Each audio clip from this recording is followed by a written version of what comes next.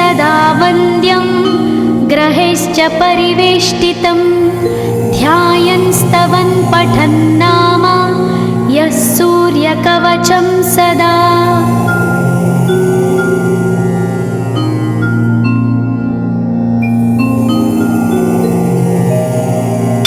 कवचं गृणिः पातु शिरोदेशं सूर्यः पालं च पातु मे आदित्यो लोचने पातु श्रुतिपातः प्रभाकरः घ्राणं पातु सदा भानो अर्क पातु तथा।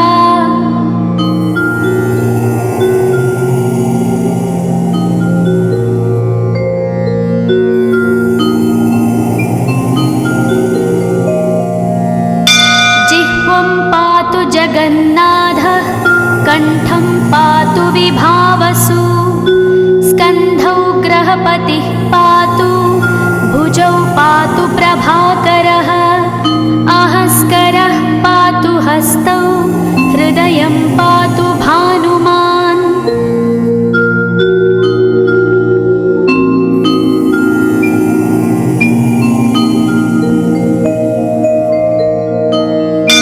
मध्यं च पातु सप्ताश्वो नाभिं पातु नभोमणिः द्वादशात्मा कटिं पातु सविता पातु सक्तिनी ऊरू पातु सुरश्रेष्ठो जानुनी पातु भास्करः जङ्घे पातु च मार्ताण्डो गुल्फौ पातु त्विषाम्पतिः।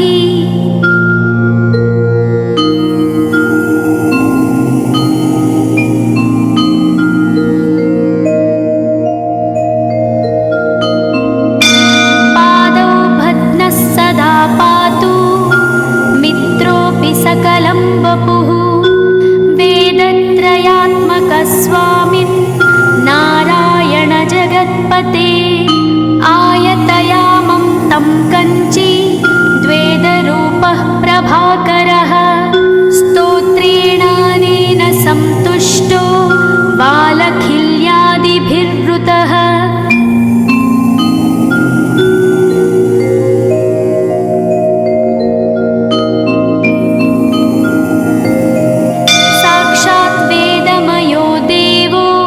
रथारूढः समागतः तं दृष्ट्या सहस्तोत्थाय दण्डवत् प्रणमन् भुवि कृताञ्जलिपुटो भूत्वा सूर्यस्याग्रे स्तुवत्तदा वेदमूर्तिः महाभागो ज्ञानदृष्टिर्विचार्य च ब्रह्मणा स्थापितं पूर्वं यथा यमाविवर्जितम्।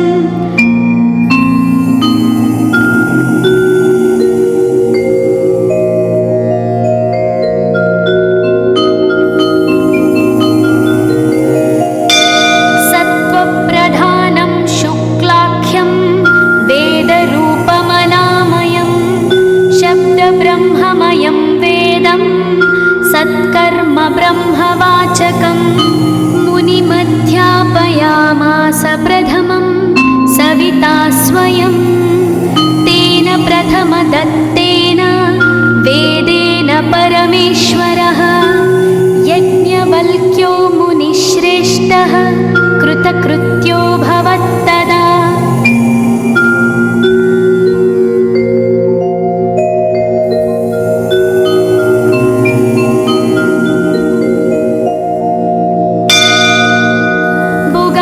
सकलान् वेदान् ज्ञातवान् सूर्यसन्निधौ इदं स्तोत्रं महापुण्यं पवित्रं पापनाशनं यः पठेच्छृणुयाद्वापि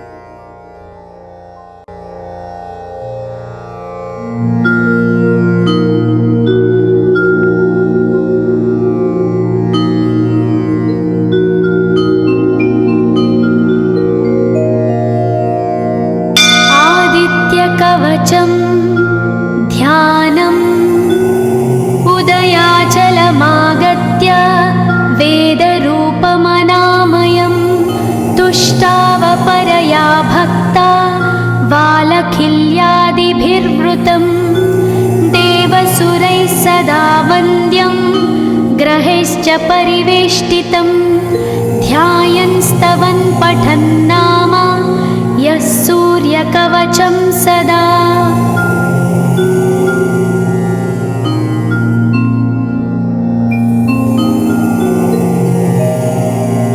कवचं गृणिः पातु शिरोदेशं सूर्यः पालं च पातु मे आदित्यो लोचने पातु श्रुतिपातः प्रभाकरः घ्राणं पातु सदा भानो अर्क पातु तथा।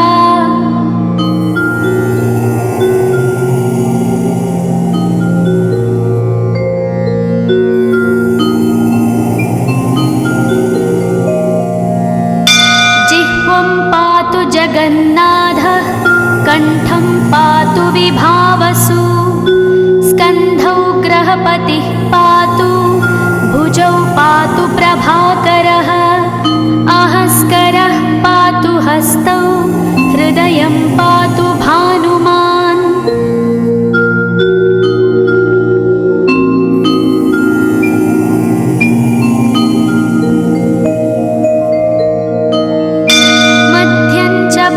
सप्ताश्वो नाभिं पातु नभोमणिः द्वादशात्मा कटिं पातु सविता पातु सक्तिनी ऊरू पातु सुरश्रेष्ठो जानुनी पातु भास्करः जङ्घे पातु च मार्ताण्डो गुल्फौ पातु त्विषाम्पतिः।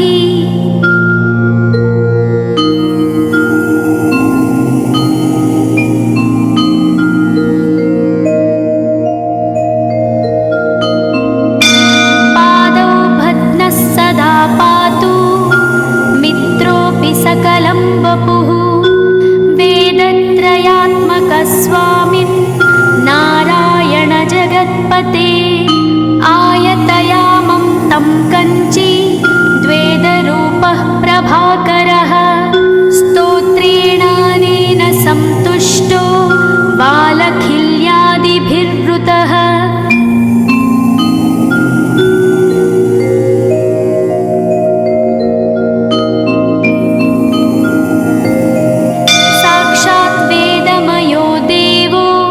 रथारूढः समागतः तं दृष्ट्या सहस्तोत्थाय दण्डवत् प्रणमन् भुवि कृताञ्जलिपुटो भूत्वा सूर्यस्याग्रे स्तुवत्तदा वेदमूर्तिः महाभागो ज्ञानदृष्टिर्विचार्य च ब्रह्मणा स्थापितं पूर्वं यथा यमाविवर्जितम्।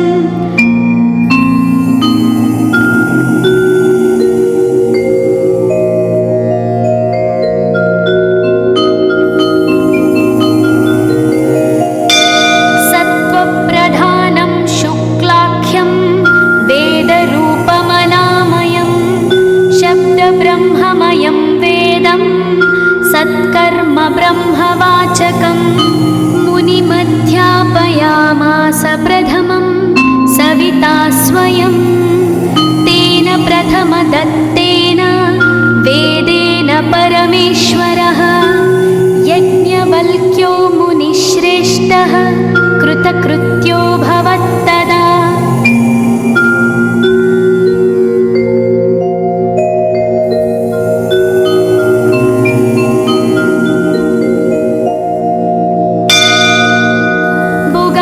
सकलान् वेदान् ज्ञातवान् सूर्यसन्निधौ इदं स्तोत्रं महापुण्यं पवित्रं पापनाशनं यः पठेच्छृणुयाद्वापि सर्वपापैः प्रमुच्यते वेदार्थज्ञानसम्पन्नः सूर्यलोकमवाप्नुयात्। इति स्कन्दपुराणे गौरीखण्डे आदित्यकवचं सम्पूर्णम्।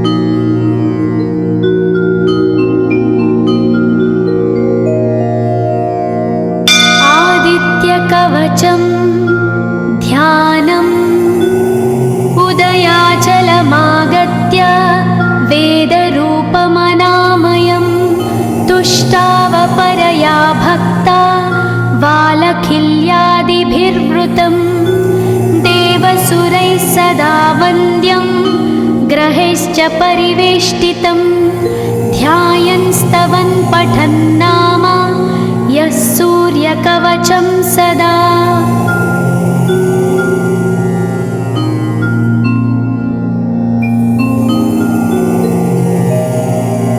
कवचं गृणिः पातु शिरोदेशं सूर्यः पालं च पातु मे आदित्यो लोचने पातु श्रुतिपातः प्रभाकरः घ्राणं पातु सदा भानो अर्क पातु तथा।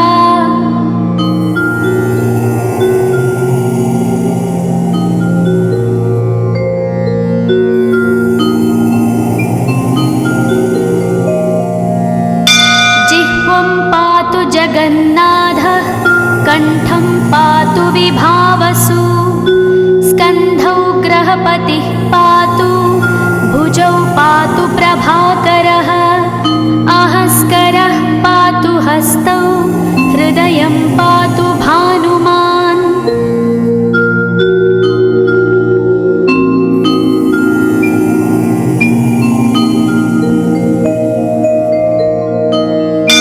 मध्यं च पातु सप्ताश्वो नाभिं पातु नभोमणिः द्वादशात्मा कटिं पातु सविता पातु सक्तिनी ऊरू पातु सुरश्रेष्ठो जानुनी पातु भास्करः जङ्घे पातु च मार्ताण्डो गुल्फौ पातु त्विषाम्पतिः।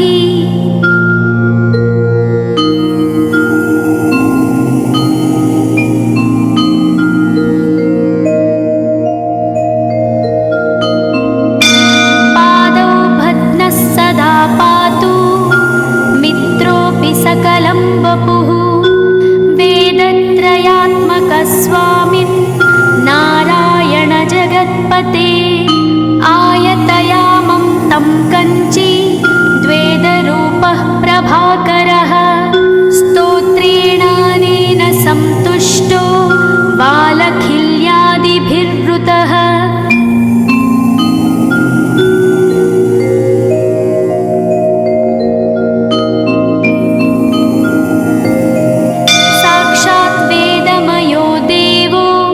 रथारूढः समागतः तं दृष्ट्या सहस्तोत्थाय दण्डवत् प्रणमन् भुवि कृताञ्जलिपुटो भूत्वा सूर्यस्याग्रे स्तुवत्तदा वेदमूर्तिः महाभागो ज्ञानदृष्टिर्विचार्य च ब्रह्मणा स्थापितं पूर्वं यथा यमाविवर्जितम्।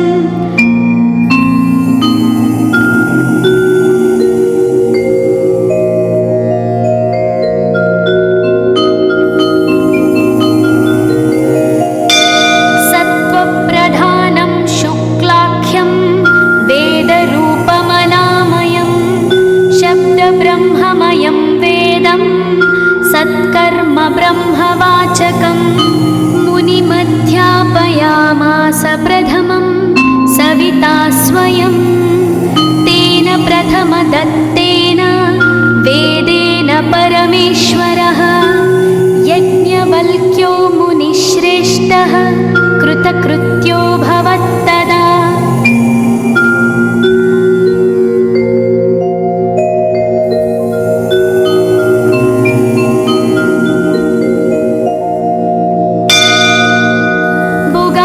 सकलान् वेदान् ज्ञातवान् सूर्यसन्निधौ इदं स्तोत्रं महापुण्यं पवित्रं पापनाशनं यः पठेच्छृणुयात्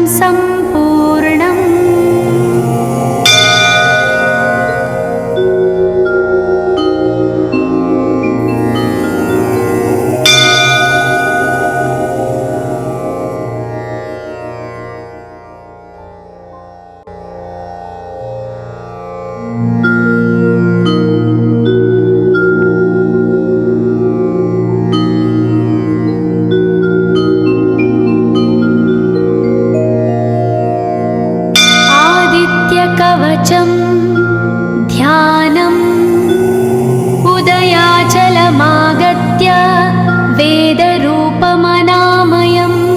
तुष्टावपरया भक्ता वालखिल्यादिभिर्वृतं देवसुरैः सदा वन्द्यं ग्रहैश्च परिवेष्टितं ध्यायन् स्तवन् पठन् नाम यः सूर्यकवचं सदा।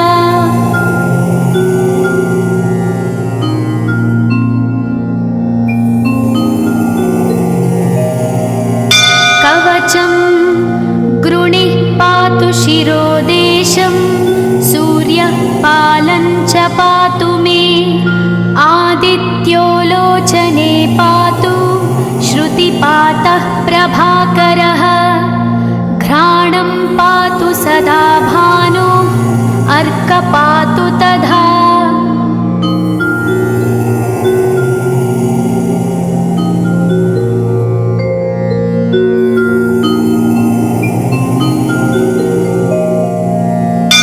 जिह्वं पातु जगन्नाथः कण्ठं पातु विभावसु स्कन्धौ ग्रहपतिः पातु भुजौ पातु प्रभाकरः अहस्करः पातु हस्तौ हृदयं पातु भानुमान्।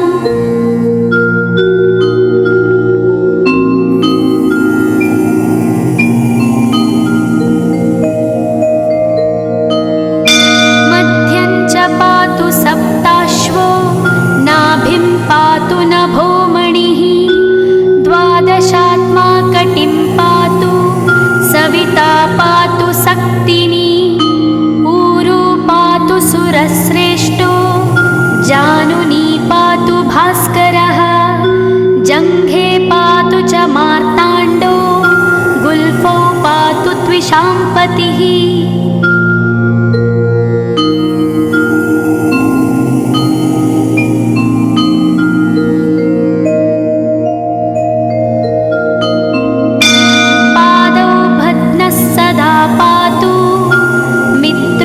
सकलं वपुः वेदत्रयात्मकस्वामिन् नारायण जगत्पते आयतयामं तं कञ्ची द्वेदरूपः प्रभाकरः स्तोत्रेणानेन सन्तुष्टो वालखिल्यादिभिर्वृतः।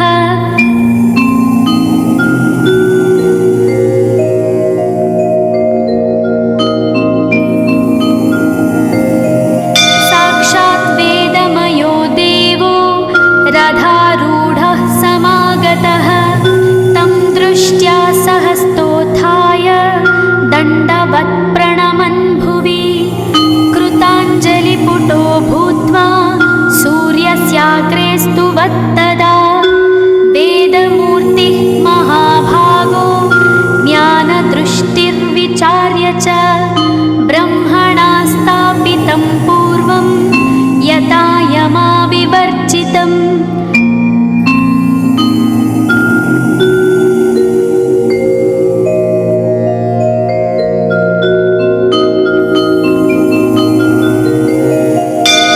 सत्त्वप्रधानं शुक्लाख्यं वेदरूपमनामयं शब्दब्रह्ममयं वेदं सत्कर्म ब्रह्मवाचकं मुनिमध्यापयामास प्रथमं सविता स्वयं तेन प्रथमदत्तेन वेदेन परमेश्वरः यज्ञवल्क्यो मुनिश्रेष्ठः कृतकृत्यो भवत्तदा।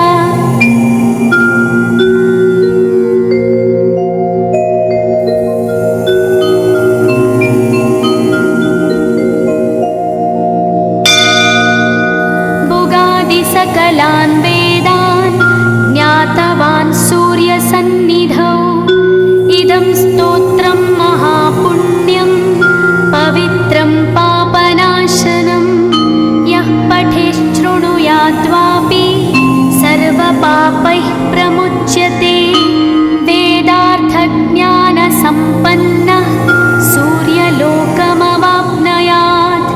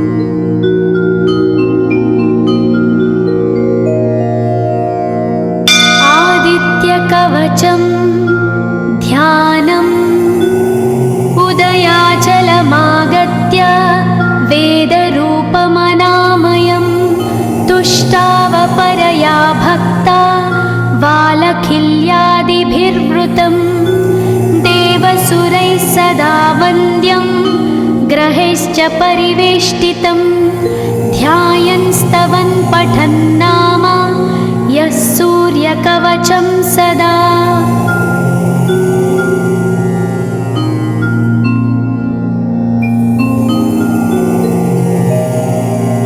कवचं गृणिः पातु शिरोदेशं सूर्यः पालं च पातु मे आदित्यो लोचने पातु श्रुतिपातः प्रभाकरः घ्राणं पातु सदा भानो अर्क पातु तथा।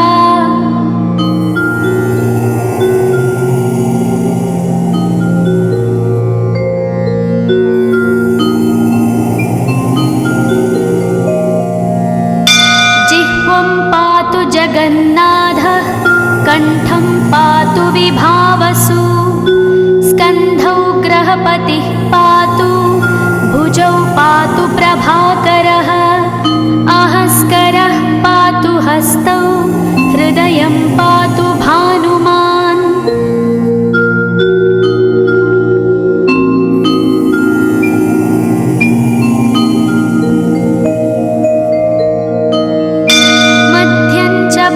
सप्ताश्वो नाभिं पातु नभोमणिः द्वादशात्मा कटिं पातु सविता पातु सक्तिनी ऊरू पातु सुरश्रेष्ठो जानुनी पातु भास्करः जङ्घे पातु च मार्ताण्डो गुल्फौ पातु त्विषाम्पतिः।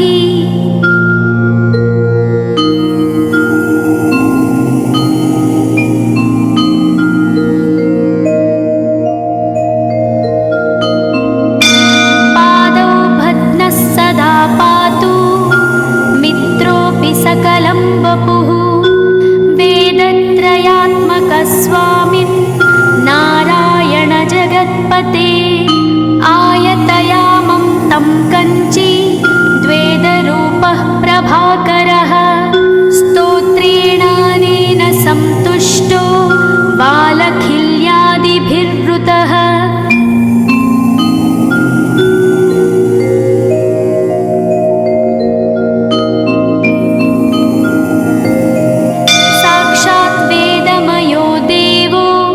रथारूढः समागतः तं दृष्ट्या सहस्तोत्थाय दण्डवत् प्रणमन् भुवि कृताञ्जलिपुटो भूत्वा सूर्यस्याग्रे स्तुवत्तदा वेदमूर्तिः महाभागो ज्ञानदृष्टिर्विचार्य च ब्रह्मणा स्थापितं पूर्वं यथा यमाविवर्जितम्।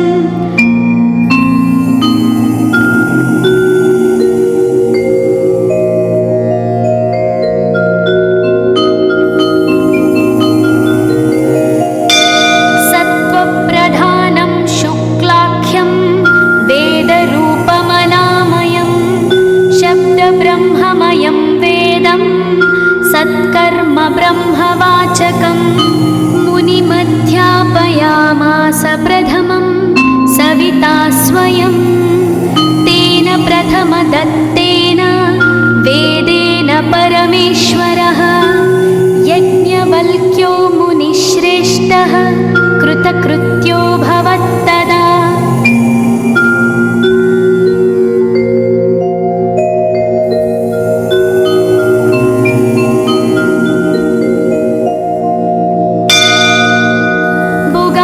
सकलान् वेदान् ज्ञातवान् सूर्यसन्निधौ इदं स्तोत्रं महापुण्यं पवित्रं पापनाशनं यः पठेच्छृणुयाद्वापि सर्वपापैः प्रमुच्यते वेदार्थज्ञानसम्पन्नः सूर्यलोकमवाप्नुयात्।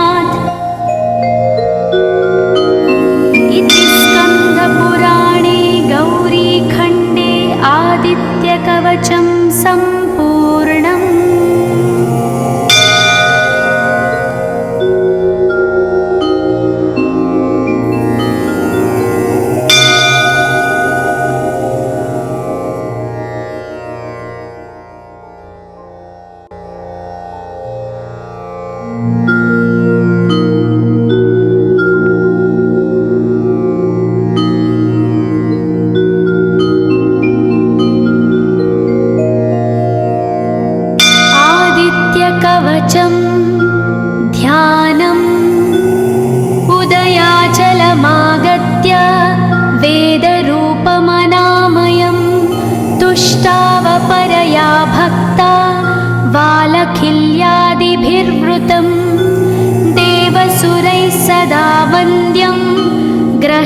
परिवेष्टितं ध्यायन् स्तवन् पठन् नाम यः सूर्यकवचं सदा।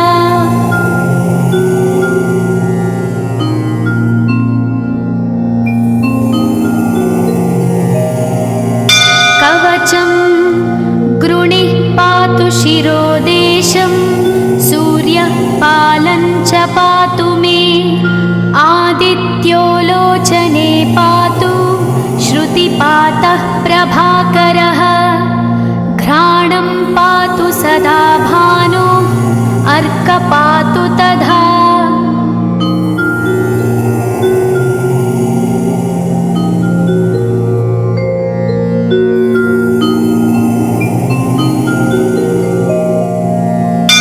जिह्वं पातु जगन्नाथः कण्ठं पातु विभावसु स्कन्धौ ग्रहपतिः पातु भुजौ पातु प्रभाकरः अहस्करः पातु हस्तौ हृदयं पातु भानुमान्।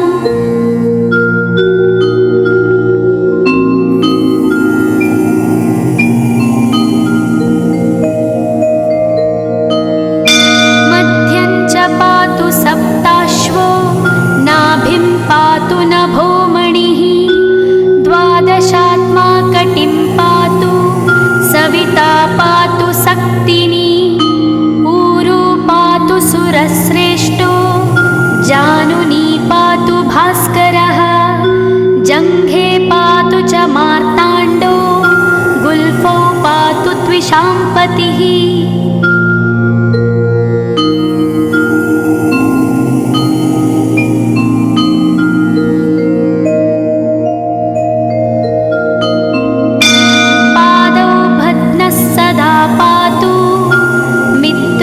सकलं वपुः वेदत्रयात्मकस्वामिन् नारायण जगत्पते आयतयामं तं कञ्ची द्वेदरूपः प्रभाकरः स्तोत्रेणानेन सन्तुष्टो बालखिल्यादिभिर्वृतः।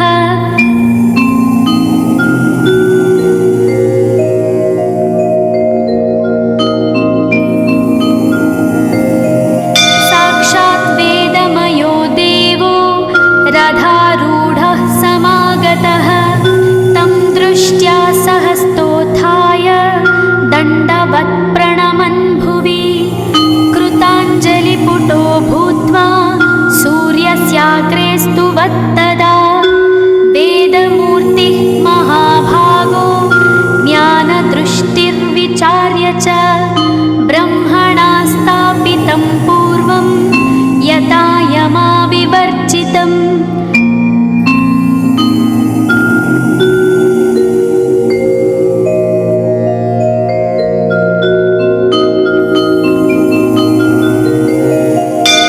सत्त्वप्रधानं शुक्लाख्यं वेदरूपमनामयं शब्दब्रह्ममयं वेदं सत्कर्म ब्रह्मवाचकं मुनिमध्यापयामास प्रथमं सविता स्वयं तेन प्रथमदत्तेन वेदेन परमेश्वरः यज्ञवल्क्यो मुनिश्रेष्ठः कृतकृत्यो भवत्तदा।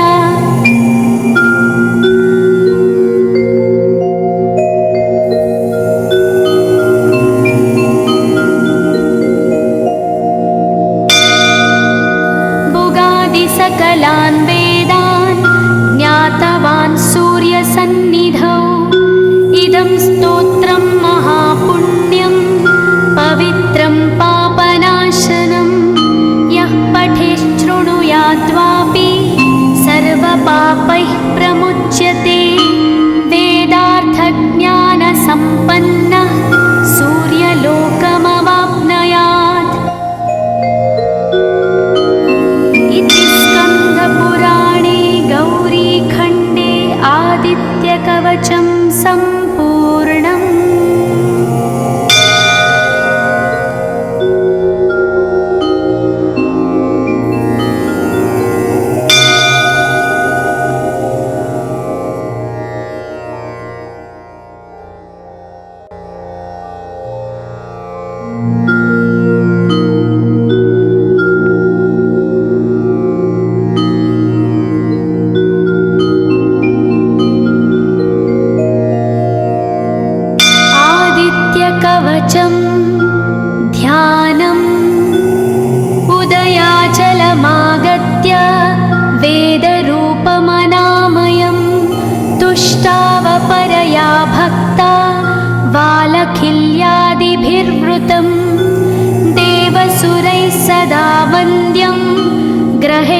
परिवेष्टितं ध्यायन् स्तवन् पठन् नाम यः सूर्यकवचं सदा।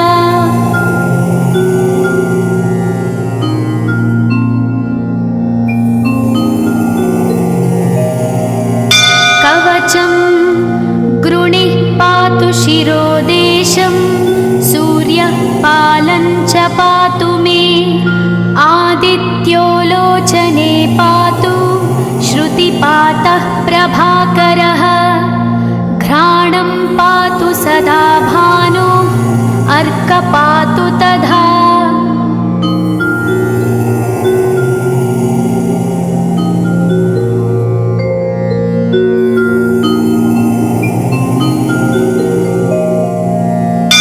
जिह्वं पातु जगन्नाथः कण्ठं पातु विभावसु स्कन्धौ ग्रहपतिः पातु भुजौ पातु प्रभाकरः अहस्करः पातु हस्तौ हृदयं पातु भानुमान्।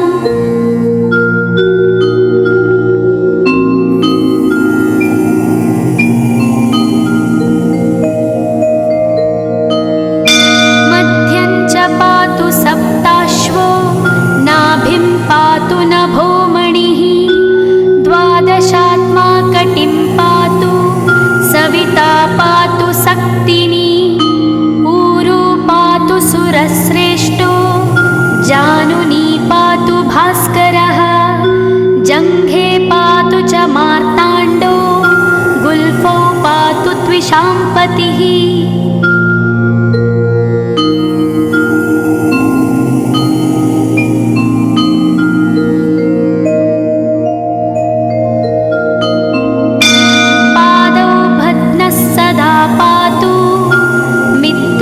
सकलं वपुः वेदत्रयात्मकस्वामिन् नारायण जगत्पते आयतयामं तं कञ्ची द्वेदरूपः प्रभाकरः स्तोत्रेणानेन सन्तुष्टो बालखिल्यादिभिर्वृतः।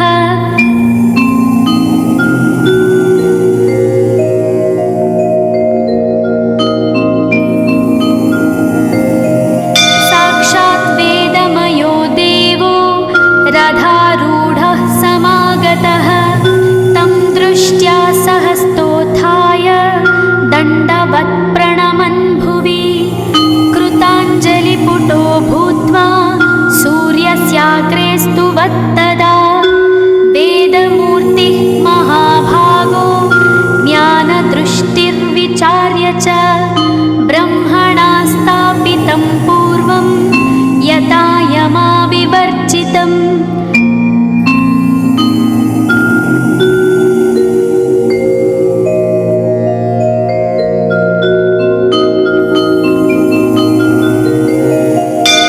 सत्त्वप्रधानं शुक्लाख्यं वेदरूपमनामयं शब्दब्रह्ममयं वेदं सत्कर्म ब्रह्मवाचकम् मुनिमध्यापयामास प्रथमं सविता स्वयं तेन प्रथमदत्तेन वेदेन परमेश्वरः यज्ञवल्क्यो मुनिश्रेष्ठः कृतकृत्यो भवत्तदा।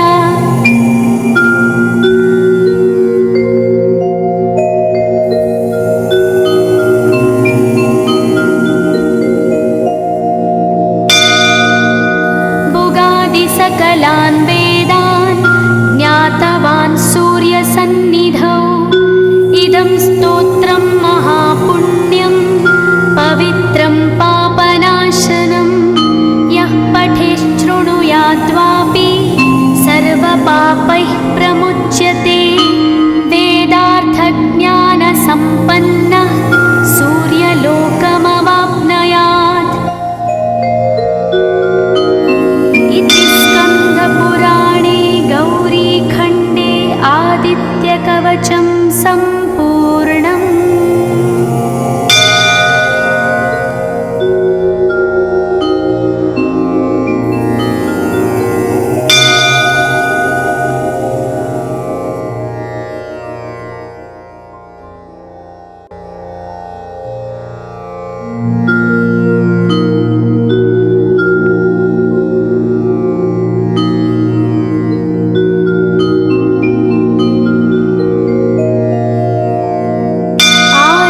सूर्यकवचं ध्यानम् उदयाचलमागत्य वेदरूपमनामयं तुष्टावपरया भक्ता वालखिल्यादिभिर्वृतं देवसुरैः सदा वन्द्यं ग्रहैश्च परिवेष्टितं ध्यायन् स्तवन् पठन् नाम यः सूर्यकवचं सदा।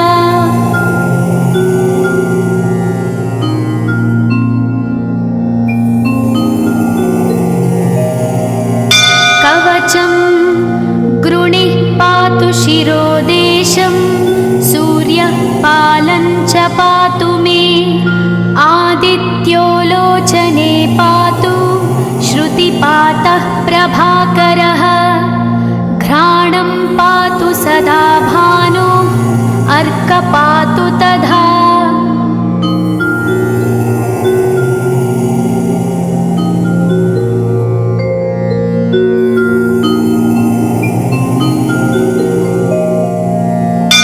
जिह्वं पातु जगन्नाथः कण्ठं पातु विभावसु स्कन्धौ ग्रहपतिः पातु भुजौ पातु प्रभाकरः अहस्करः पातु हस्तौ हृदयं पातु भानुमान्।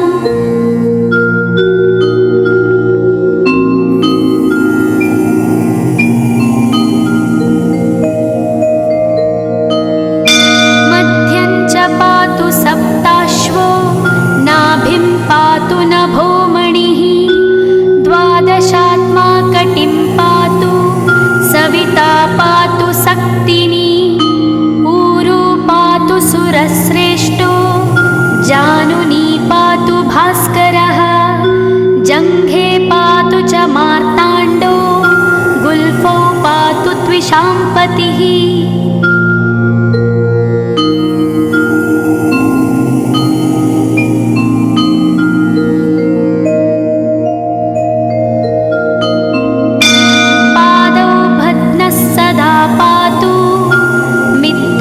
सकलं वपुः वेदत्रयात्मकस्वामिन् नारायण जगत्पते आयतयामं तं कञ्ची द्वेदरूपः प्रभाकरः स्तोत्रेणानेन सन्तुष्टो वालखिल्यादिभिर्वृतः।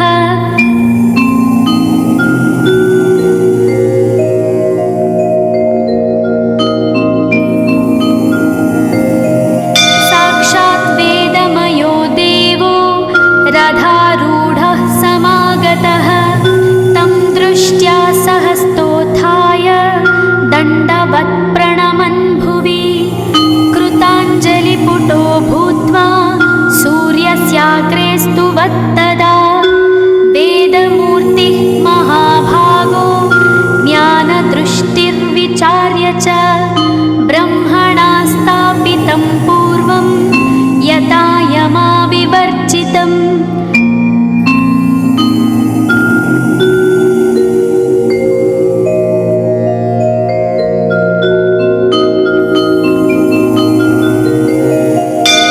सत्त्वप्रधानं शुक्लाख्यं वेदरूपमनामयं शब्दब्रह्ममयं वेदं सत्कर्म ब्रह्मवाचकं मुनिमध्यापयामास प्रथमं सविता स्वयं तेन प्रथमदत्तेन वेदेन परमेश्वरः यज्ञवल्क्यो मुनिश्रेष्ठः कृतकृत्यो भवत्तदा।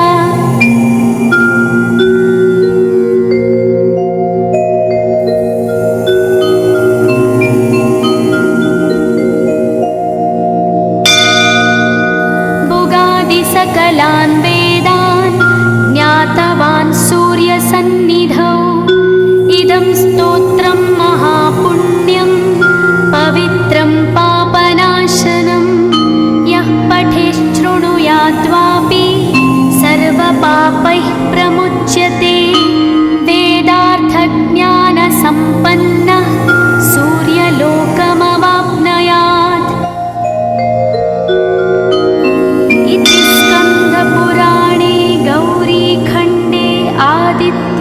कवचं